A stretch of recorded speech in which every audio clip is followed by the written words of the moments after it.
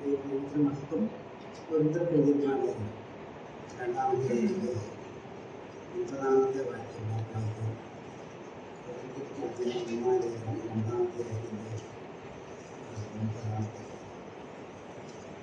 അവിടെ നമ്മൾ വായിക്കുന്നത് ദൈവം തന്നെ സ്നേഹിക്കുന്നവർക്ക് ഒരുക്കിയിട്ടുള്ളത് അന്ന് കണ്ടിട്ടില്ല, ചെവി കേട്ടിട്ടില്ല, ഒരു മനുഷ്യൻ്റെയും ഹൃദയത്തിൽ തോന്നിയിട്ടില്ല. ഇത് പഴയ നിയമത്തിലെ ഒരു ഉദ്ധരണി അതേപടി തന്നെ പറയുകയല്ല, അതിൻ്റെ ആശയം ഇവിടെ പറയുകയാണ്. ദൈവം തന്നെ സ്നേഹിക്കുന്ന, ദൈവത്തെ സ്നേഹിക്കുന്നവർക്ക് ഒരുക്കിയിട്ടുള്ളത് ആർക്കും കണക്കുകൂട്ടുകാൻ, വിഭാവന ചെയ്യാൻ സാധ്യമല്ല എന്നത്. ഇവിടെ ദൈവത്തെ സ്നേഹിക്കുന്നവർ എന്നുദ്ദേശിക്കുന്നത് ആരെയാണ്? രക്ഷിക്കപ്പെട്ടവരെയാണ്, ദൈവമക്കളെയാണ്, നമ്മയാണ്. അപ്പോൾ നമുക്ക് വേണ്ടി ഒരുക്കിയിട്ടുള്ളത് അതാണ് ഇവിടെ പറയുന്നത്. പക്ഷെ അത് വിഭാവന ചെയ്യാൻ സാധ്യമല്ല എന്ന് പറയുമ്പോൾ തന്നെ 10-ാമത്തെ വാക്യം എന്താ പറയുന്നത്? നമുക്ക് ദൈവം തന്റെ ആത്മാവിനാൽ വെളിപ്പെടുത്തിയിരിക്കുന്നു. അപ്പം അതിൻ്റെ ആശയം പഴയ നിയമ പ്രവാചകന്മാർക്കോ അന്നത്തെ ഭക്തന്മാർക്കോ അവർക്കൊരുക്കിയിട്ടുള്ള കാര്യങ്ങളെക്കുറിച്ച് അവർക്ക് അജ്ഞാതമായിരുന്നു, അഗ്രാഹ്യമായിരുന്നു, അറിവില്ലായിരുന്നു. പക്ഷേ രക്ഷിക്കപ്പെട്ട നമുക്ക് അത് വെളിപ്പെടുത്തിയിട്ടുണ്ട് എന്നതാണ്. ദൈവം ഒരുക്കിയിട്ടുള്ളത്, അതാണ് എൻ്റെ മനസ്സിൽ വന്നിട്ടുള്ളത്. അപ്പോൾ ദൈവത്തെ, ഇപ്പോൾ നാം ദൈവത്തെ സ്നേഹിക്കുന്നവരാണെങ്കിലും ഒരു കാലത്ത് ദൈവത്തെ സ്നേഹിക്കാത്ത, ദൈവവുമായി ബന്ധമില്ലാത്ത, അഭക്തരായിരുന്ന, ദൈവത്തിന് ശത്രുക്കളായിരുന്ന ഒരു കാലഘട്ടം നമുക്കുണ്ടായിരുന്നു, രക്ഷിക്കപ്പെടാത്ത കാലത്ത്. ആ സമയത്തും ദൈവം നമ്മെ സ്നേഹിച്ച് നമുക്ക് വേണ്ടി ഒരുക്കിയിട്ടുള്ളത്, അതും തിരുവചനത്തിൽ പറയുന്നത് നമുക്കറിയാവുന്നതാണ്. അത് നമുക്ക് നോക്കാം. ലൂക്കോസിന്റെ സുവിശേഷം 2-ാമത്തെ അധ്യായത്തിന്റെ 31-ാമത്തെ വാക്യം.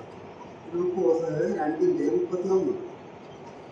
അവിടെ നമുക്കൊക്കെ പരിചയമുള്ളതായിട്ടുള്ള വാക്യങ്ങൾ തന്നെയാണ്, എപ്പോഴും നമ്മൾ ഓർക്കാറുള്ളതാണ്. അവിടെ 31 നാം വായിക്കുമ്പോൾ, നീ സകല ജാതികളുടെയും മുമ്പിൽ ഒരുക്കിയിരിക്കുന്ന നിന്റെ രക്ഷയെ എന്നെ കണ്ടിട്ടുണ്ട്. അപ്പൊ ദൈവം ഒരുക്കിയ കാര്യം ഇവിടെ പറയുന്നത് സകല ജാതികളുടെയും മുമ്പാകെ, സകല രാഷ്ട്രങ്ങളുടെയും മുമ്പാകെ, സകല ജനതകളുടെയും മുമ്പാകെ, സകല ഭൂസീമവാസികളുടെയും മുമ്പാകെ ദൈവം ഒരുക്കിയ രക്ഷ എന്നുള്ളതാണ്. ദൈവം ഒരുക്കിയ രക്ഷ.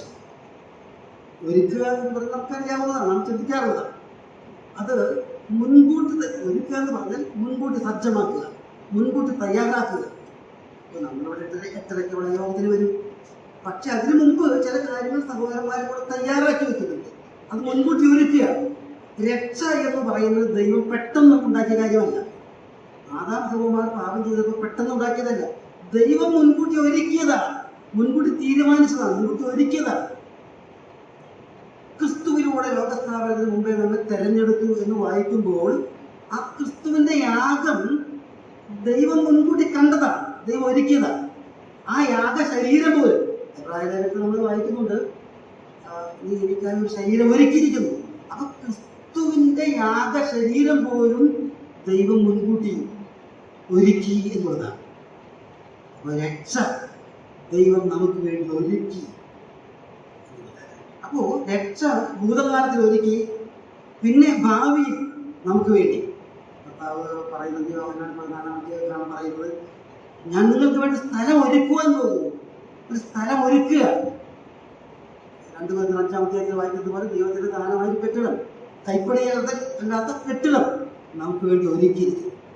അതായത് 11-ാമത്തെ നമ്മൾ വായിക്കുന്നുണ്ട്, അവൻ അവർക്കായി ഒരു നഗരം ഒരുക്കിയിരിക്കുന്നുവല്ലോ. അപ്പൊ ഭൂതകാലത്തിൽ രക്ഷയൊരുക്കി, ഭാവി കാലത്തിൽ ഒരു നഗരം, ഒരു സ്ഥലം, കെട്ടിടം നമുക്ക് വേണ്ടി ഒരുക്കിയിരിക്കുന്നു.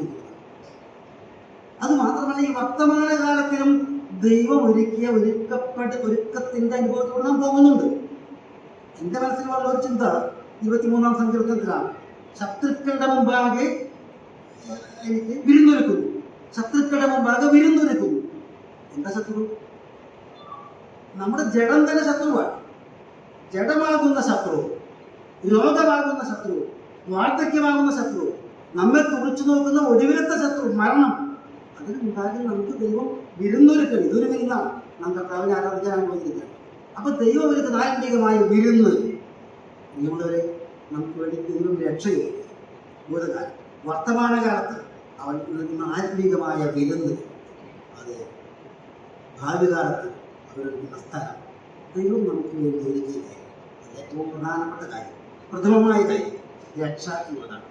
ആ രക്ഷയിൽ ഭാഗവാക്കുകളാകുമ്പോൾ നമുക്കിടയായി ആ രക്ഷ നമുക്ക് പ്രദാനം ചെയ്യാൻ നമുക്ക് വേണ്ടി ഇതിലാണ്ടത്തിൽ ഉടയവനായി ദൈവം മനുഷ്യനായി വന്നു നമുക്ക് വേണ്ടി കാലുകളിലെ കൊലക്കളത്തിൽ യാഗമായി തീർന്നു.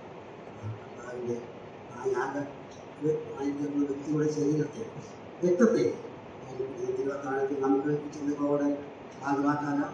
അതിനായി ചെറിയ ചിന്തയും നമ്മെ സഹായിക്കട്ടെ. അത് നമ്മെ പ്രാർത്ഥിക്കുന്നു.